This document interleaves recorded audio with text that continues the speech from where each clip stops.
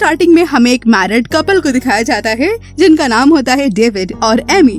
वो अपने पेरेंट्स की एनिवर्सरी पार्टी से घर वापस जा रहे होते हैं। डेविड गाड़ी चलाने की वजह से बहुत ज्यादा थका हुआ होता है क्योंकि रास्ता वाकई बहुत लंबा होता है और वो एक पहाड़ का रास्ता भी होता है। तभी एमी गाड़ी के अंदर सो रही होती है। तभी अचानक से गाड़ी के सामने एक रैकून आ जाता है, इसीलिए डेविड रैकून की जान बचाने की वजह से गाड़ी को दूसरे रास्ते पर मोड़ देता है और दोनों इससे बहुत ही ज्यादा डर जाते हैं। इसी वजह से एमी उससे गुस्सा भी हो जाती है क्योंकि वो दोनों अब एक दूसरे से खुश नहीं होते हैं और अब डाइवोर्स लेने वाले होते हैं। इसके बाद डेविड एमी को सॉरी बोलता है और वापस से गाड़ी चलाने लगता है। लेकिन थोड़ी दूर चलने के बाद उन्हें तभी एक मॉडल दिखता है। वो मॉडल हालांकि बहुत ही ज्यादा पुराना और सुनसान होता है और जब वो लोग गाड़ी स्टार्ट कर रहे होते हैं तभी अचानक से कोई उनके विंडो पर अचानक से आकर नॉक कर देता है और वो लोग इससे बहुत ज्यादा डर जाते हैं। फिर वो आदमी अचानक से आने के लिए उनसे माफी मांगता है और एक अजीब तरह से हंसकर उनसे बातें करने लगता है। इसके बाद डेविड उस आदमी से गाड़ी में गैस भरने के बारे में कुछ पूछताछ करता है और उसे पूछता है कि यहाँ से टाउन कितनी दूर है और तभी वो आदमी उसे बताता है कि रास्ता वाकई बहुत लंबा है, कम से कम 30 माइल्स। और फिर वो उनसे सामने के मोटेल में ही रुकने के लिए बोलने लगता है, लेकिन डेविड मना कर देता है। इसके बाद डेविड उसे इंजन की खराबी के बारे में बताता है। इंजन देखने के बाद मैकेनिक बोलता है कि इसका फैन एक्चुअली खराब हो चुका है, लेकिन मैंने कुछ देर के लिए इसे ठीक कर दिया है तो कुछ रास्ता शायद इससे कट सकता है। इसके बाद डेविड उसे पैसे देता है, लेकिन वो मैकेनिक एमी को बहुत ही बुरी तरह से घूर रहा होता है और उसके बाद वो एमी को एक फुलझड़ी भी देता है, लेकिन वो लोग उससे बिना कुछ बोले ही वहाँ से निकल जाते हैं। अब इसके बाद जब 2-3 किलोमीटर वो लोग आगे निकलते हैं तो उनकी गाड़ी बिल्कुल ही बंद हो जाती है। उसके बाद डेविड सोचता है कि हम दोनों को वापस से उसी मॉडल में जाना चाहिए, लेकिन एमी वहाँ पर जाने के लिए मना कर देती है। अब क्योंकि यहाँ पर भी काफी ज्यादा सुनसान रास्ता होता है, इसीलिए एमी ना चाहते हुए भी डेविड के पीछे पीछे चलने लगती है। इसके बाद ये लोग जब मॉडल पहुंचते हैं तो वहाँ की पार्किंग एरियाज और बाकी जगह भी बिल्कुल खाली होती हैं और यहाँ तक कि लॉबी में भी कोई नहीं होता है। और तभी इन लोगों को अचानक से एक औरत की बहुत ही डरावनी सी चीखने की आवाज आती है और तभी एमी डेविड से कहती है कि हमें यहाँ से निकलना चाहिए, लेकिन फिर भी डेविड उस पर ध्यान नहीं देता है और दोबारा से उस मॉडल की बेल बजाता है। तभी अचानक से मैनेजर मैसोन गेट खोलता है और रिमोट दिखाते हुए बोलता है कि अभी आपने जो चिल्लाने की आवाज सुनी वो दरअसल टीवी से आ रही थी। इसके बाद डेविड को वहाँ पर एक टेलीफोन बूथ दिखता है और वो इसके बारे में होटल के मैनेजर से पूछता है कि क्या मैं इसे इस्तेमाल कर सकता हूँ। तो होटल का मैनेजर कहता है कि हाँ, कोई भी तुम्हारी मदद करने के लिए यहाँ पर नहीं आने वाला और मैसून उसे आधे दाम में तभी एक रूम दे देता है। इसके बाद दोनों डिसाइड करके एक रात के लिए उस रूम को ले लेते हैं और वो दोनों उस रूम में जब जाते हैं तो वहाँ पर सब कुछ बहुत ही ज्यादा अजीब होता है, लेकिन खैर वो लोग इन सब बातों पर ध्यान नहीं देते हैं क्योंकि इनके पास और कोई रास्ता नहीं होता है। इसके बाद तभी कुछ अजीब सी आवाजें इन्हें सुनाई देने लगती हैं और तभी इन्हें अचानक से ऐसा लगता है जैसे इनके गेट पर कोई जोर जोर से नॉक कर रहा हो। तभी डेविड डरते हुए जाकर के गेट खोलता है और वो देखता है कि गेट पर कोई नहीं होता है और इसके बाद डेविड थोड़ा सा शॉक्ड भी हो जाता है। इसके बाद जब ये अंदर आता है तो इसको ऐसा लगता है कि जैसे बगल वाले रूम पर भी सेम कोई इसी तरह से जोर जोर से नॉक कर रहा हो और वो दोबारा जाकर के जब गेट खोलता है तो देखता है कि आसपास के रूम के बाहर कोई नहीं होता है, पूरी लॉबी में सन्नाटा होता है। इन्हीं हरकतों से परेशान होकर तभी डेविड मॉडल के मैनेजर यानी कि मैसून के पास जाता है और उसे बताता है कि हमें इतने अजीब अजीब से एक्सपीरियंसेस हो रहे हैं जिससे कि हम बिल्कुल भी कंफर्टेबल नहीं हो पा रहे हैं। तभी मैसून उनसे कहता है कि आपके और मेरे अलावा इस मॉडल में और कोई भी नहीं है, इसीलिए आपको जो कुछ भी लग रहा है वो शायद हो सकता है कि आपका ही कोई इल्यूजन होगा। इसी के साथ वो ये भी बोलता है कि अगर आपको मेरी बात पर यकीन ना हो तो आप रूम के बाहर लगे तालों को देखिएगा और इससे शायद आपको पता चल जाएगा कि इस मॉडल में मेरे और आपके अलावा कोई नहीं है।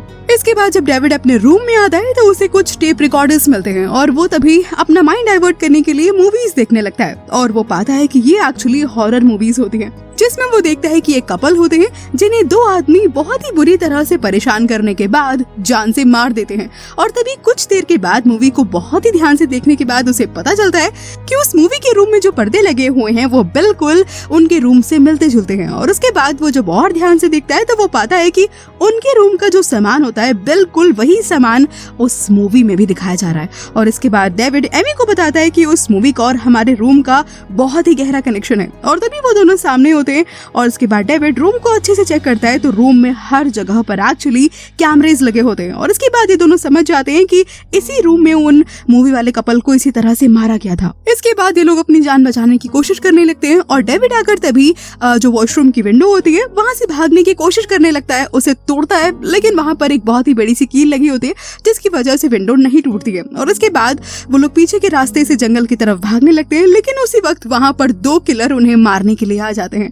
इसके बाद किसी तरह से बचते बचाते ये लोग वापस से उसी मोटेल के रूम में आ जाते हैं ताकि यहाँ पर ये लोग थोड़ा सेफ रह सके।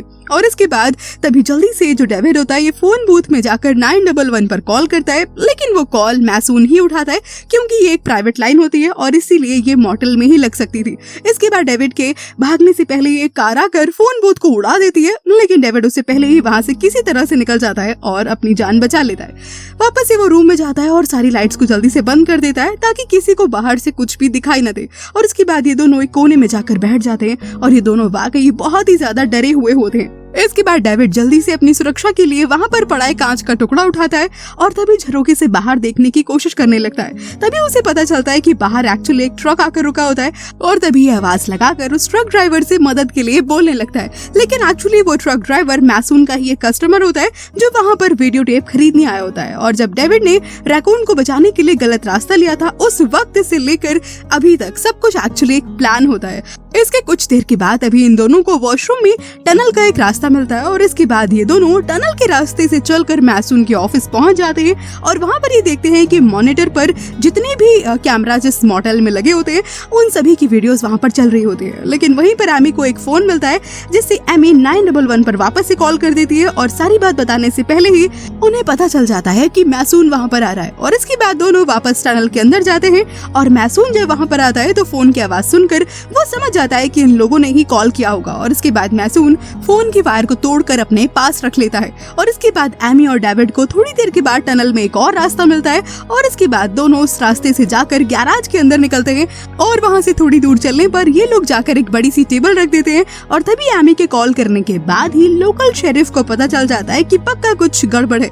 और इसके बाद शेरिफ वहां पहुंचकर वहां पर उन लोगों से पूछताछ करने लगते हैं और तभी मैसून उसे कहता है कि यहाँ पर तो कोई भी कस्टमर नहीं आया, यहाँ पर तो कितने दिन से सुनसान पड़ा हुआ है। उसके बाद शेरिफ उसी रूम में जाता है और फिर वहां पर वो स्टेप वीडियो को देखता है और वो समझ जाता है कि ये मॉडल सही नहीं है। और इसके बाद शेरिफ वहां से डर के वहां से भागने लगता है और तभी डेविड और एमी भी उसकी गाड़ी में आकर के बैठ जाते हैं। और तभी शायद मैसून को इस बारे में पहले से ही पता चल चुका होता है क्योंकि उसने गाड़ी की बैटरी की वायर कट कर दी होती है। और इसके बाद तभी ये दोनों किलर जो होते हैं वो वहां पर आ जाते हैं और शेरिफ को जान से मार देते हैं। उसी वक्त डेविड और एमी अपनी जान बचाते हुए वापस से उसी मॉडल के कमरे में चले जाते हैं और वहां पर जितने भी कैमरास लगे होते हैं उसे किसी चीज से ढक देते हैं। इसके बाद अभी डेविड एमी को छत के ऊपर छोटी सी जगह में छुपा देता है और वो खुद मैसून के ऑफिस में वो गन लेने चला जाता है। और उसी वक्त वहां पर एक किलर आ जाता है और डेविड को चाकू मार देता है और तभी डेविड बेहोश होकर वहीं पर गिर जाता है। अब क्योंकि इन लोगों को एमी के बारे में याद नहीं होता है इसीलिए वो उसे नहीं ढूंढते। इसके थोड़ी देर के बाद अभी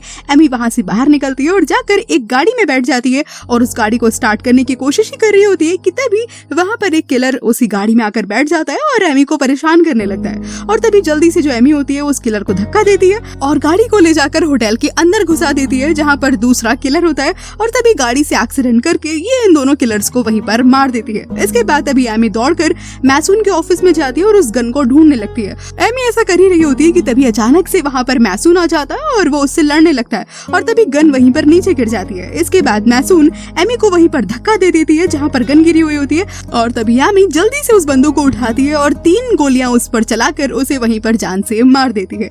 इसके बाद जल्दी से वो मैसून की पॉकेट से वायर को निकालती है और फोन को कनेक्ट करती है और फिर 911 पर कॉल करती है और तभी शेरिफ को वहां पर बुलाती है। इसके बाद वो जाकर डेविड को चेक करती है तो डेविड उस वक्त एक्चुअली जिंदा होता है। और तभी जब शेरिफ वहां पर आते हैं तो एम्बुलेंस को अपने साथ लेकर आए होते हैं जिससे कि जल्द से जल्द डेविड को हॉस्पिटल पहुंचाया जाता है और इस तरह से फाइनली इन दोनों की जान बच जाती है। तो दोस्तों कैसी लगी आपको इस मूवी की एक्सप्लेनेशन? अगर आपको इस मूवी की कहानी पसंद आई हो तो इस वीडियो को लाइक कीजिए, इस चैनल को सब्सक्राइब कीजिए और हाँ, इसे अपने दोस्तों के साथ शेयर भी कीजिए। मैं जल्दी से वापस आऊंगी किसी और अमेजिंग सी मूवी की एक्सप्लेनेशन को लेकर। Till then take care, bye bye.